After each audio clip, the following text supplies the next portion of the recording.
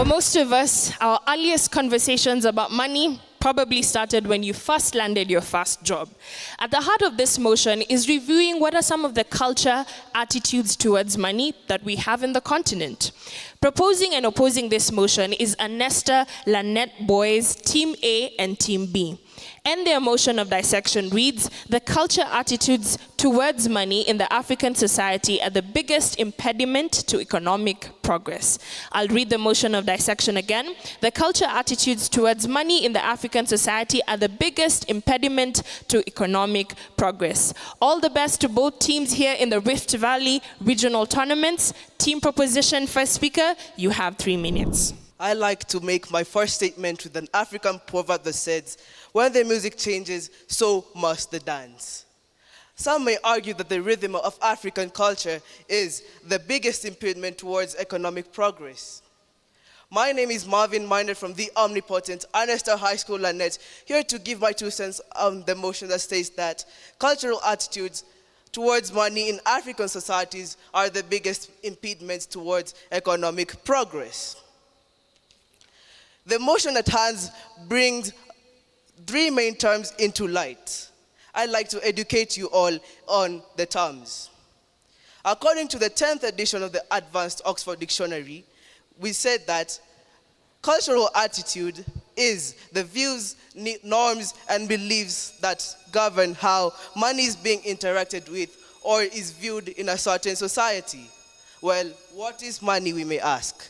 Money is an accepted medium of exchange that is used in different societies when economic activities are being done. Well, the impediment to economic progress is the hindrance towards the growth development of an economy in a certain society. After knowing the meanings of these 2 terms, we can come to a conclusion that, of course, there are other factors that hinder the development of economy in multiple African countries, yes? Well, I'm here to put a key factor on the cultural attitudes as the main factor that leaves the continent really high and dry. This dust of change is truly the biggest predicament. Thus bringing me to my first point. The preference for immediate consumption. The culture of immediate consumption is often, more than not, fosters an idea of purchasing non-essential items, as opposed to saving and investing in projects that may earn later assets. Thus, in the grand scheme of things, there will be no money or capital for accumulation in development projects. Thus, this may translate to a receding in the economic growth. Statistics show that 54.5% of the youth lack a healthy saving habit. Citations getting from the United States International University, written by Karen Wamu, a professor in the School of Economics. Point number 2. So thank you, my opposers, for laying your seats down while I educate you on the convoluted statistical facts. Thank you. In front of you is Cleophas Ogera, here to strongly oppose the motion that says that cultural attitude towards money in African society are the biggest impediment to economic progress. My team and I are here to convince you that cultural attitude is not the biggest impediment, and to show that there are greater factors that hinder the economy. First, I would like to strongly culture is a person's way of life, and money is an item or variable record that is generally accepted as payment for goods and services. And economy is a system by which money, industry, trade, and resources are organized with its borders. Therefore, I will start by giving this point which says that corruption and poor governance, corruption diverts resources away from productive uses and erodes public trust. And therefore, weak institutions and lack of rule of law creates an unstable environment for business which hinders economy. Therefore, I would like to strongly oppose that cultural attitude towards money is African society are the biggest impediment to economic progress. Thank you. Money talks in Africa, but surely culture whispers louder. When money speaks, the truth is silent. In the context of African societies, this adage rings true, for it is not the cultural attributes of money that hinders economic progress, but rather the deeply ingrained attitudes towards it. Ladies and gentlemen, I think we may be arguing with Arsenal fans because they're never to point. My first opposer, you say that the poor governance diverts resources away. I wish that you could explain it better. Second, you say that that there are some institutions that they are falling. Will you please later explain to us which institutions are those? On to my first point, resistance to change and innovation. Change and innovations are the biggest economic drivers to economic success. What do they do? They improve efficiency, increase production, and reduce and adapt to new challenges. However, in Africa, the resistance to change and innovations will be doing ourselves a great disservice. People in Africa resist to change due to poor. They resist to change due to fear of the unknown. People in Africa fear the unknown because they are fear that when they invest their money into certain sectors, they will lose it all and rather maintain their status quo in order not to lose everything. Second of all is the organization culture. Some organizations are under the notion that they should follow certain trajectories so that they cannot avoid loss and hinder the employees from using new ideas. Third point is the loss in control. Sadly, our African leaders are under the notion that when they adopt new cultural attitudes, they may be stripped of their powers. They prefer to resist change so that they can maintain their leadership positions. Secondly is about the beliefs and attitudes linked to corruption. Values such as communalism and collectivism have led to a negative perception towards money. The legacy of colonialism has led colonialism and destruction of natural resources has led Africans under the notion that wealth can only be acquired through legal and unethical means. A study was done through the corruption index in 2020, and African societies attained a low position. What does it tell you?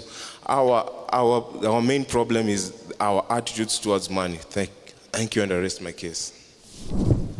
My name is Eugene Wafungo, here to oppose the motion that says cultural attitudes towards money in African society are the biggest impediments to economic progress. On to my first point. As of 4th January 2024, the United Nations issued a report revealing the main contributor to economic progress in Africa is global slowdown in trade. This is due to the less demand from the main countries that buy African export and the price of raw materials and goods. On to my second point is about widespread of corruption. In countries such as South Sudan, the corruption rate has promoted economic degradation due to poverty. A research by the UN in 2021 shows that 80% in South Sudan, which is about 8.9 million, people of its rural population are not able to provide for themselves the basic needs. This has led to a 3.0% drop in the economy each year. On to my third point is about political instability. It's one of the biggest impediments to economic progress in many countries such as Ghana and DRC, even our own country. This is due to the reduced investment, slow human capital accumulation, which slows down the country's economy. Countries such as Sudan have a GDP of 1,586 USD per capita because of this. On to my fourth point, African culture emphasizes cooperation, hard work, and sharing resources through systems like Osusu, which help uplift each other economically. These values are conducive to our economic development. I rest my case there. My name is Isaac Kuchechuku, representing the Anestar, and I'm here to just briefly ask my opposing team some very few questions. Fine, you talk about corruption, you talk about global slowdown, and you have said these are the biggest. But I want to ask you a question. In the opposing points, I can see that they are talking about they have talked about global slowdown. Remember, the topic, look at the topic statements. It only limits us to what Africa offers to the table. Now, when you talk about global slowdown, it means you're also expanding beyond the borders of Africa. He talks about corruption. Look at his point. He talks about corruption. Look, for example, Nigeria. It's proven that Nigeria is one of the leading countries in corruption. But economically, look at where they are. Look at where they are. Nigeria, economically, they are doing well, even though their corruption rate is high. So in itself, what you are saying, that you showing us that corruption in itself is the biggest impediment, bigger than cultural attitudes. In itself, it's bad. It's a weak point. Look at another point, for example, lack of financial literacy, in which it's a main contributor to financial inclusion. According to the World Bank's Global Findex database in statistics, in sub-Saharan Africa, only 34% of adults have an account with financial institutions such as banks and insurance companies. The reason why people don't operate accounts is not because they are not there, it's not because they have problems, but it's because only a mere 28% are literate enough to deal in such sectors. So you can see that in itself leads to low usage of money because majority of them are not financially literate. So this will discourage investment and overall economic progression. My friend here has echoed on the negative attitude towards money in itself. That in itself is a very strong point. Look, for example, in South Sudan, what is dragging South Sudan back economically? They have a high amount of feeling of immediate consumption, while we see them spending more, saving less, and investing less. Just look from their statistics. Only their GDP keeps on going on a downhill every day. So, while the factors that my competitors said are good, when it comes to the impediment to economic progress, they do not amount to what their cultural attitudes have done. As the saying goes, money is the root of all evil, but also the root of all progress. I rest my case. Okay. My name is Derek Njogu from the Anestar, Lanet, and my team and I have been rejecting this motion that says cultural attitudes towards money in African society are the biggest impediments to economic progress. My first point, I'll start by saying the rapid growth of the African music industry, both traditional and modern, has a direct positive impact on African economies in recent decades. This demonstrates the economic potential of African cultural industries. Secondly, successful organizations in Africa have been able to leverage the strong work ethic, commitment, and loyalty in their African employees. This suggests that cultural values can be harvested positively for development.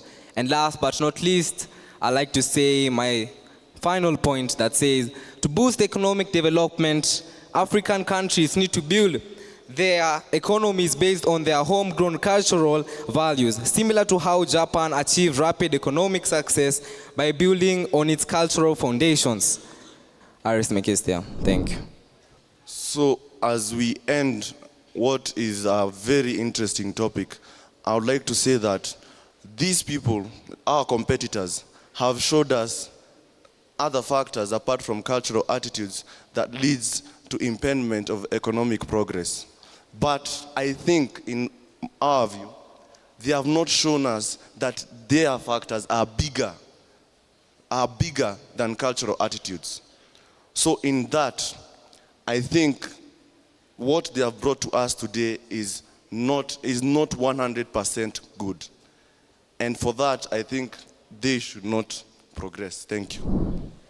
Once again, I come before you as Cleophas Ogera, here to conclude that we have shown that cultural has led to deviation of our economic, and therefore, first, to the last speaker, we need facts and not things that you make up in your mind. So therefore, we are hereby here to appreciate their participation, and therefore, I rest my case. Thank you very much. The two teams, that was quite entertaining. I'll begin with team proposition. Marvin, you are a very articulate speaker. You had a very catchy beginning. Good definitions of terms and reference. Proper mastery of content. And you did not use your time very well. You underutilized your time. Joshua, a very catchy start. You tried to poke holes in your opponent's argument, which was very good. Your sources were very limited, very little, and the references too, and you used your time very poorly. So next time, try and use your 3 minutes well. Isaac, good stage presence. You fairly cross-examined your opponents. You have very good mastery of content. And you try to use your time well, but try and be kind and courteous, especially when you're on stage. This is a debate, not a battle.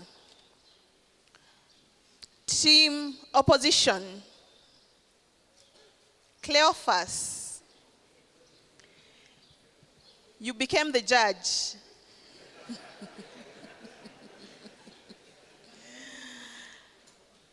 There's no need of defining terms if you actually agree with their definitions. That actually ate up your time.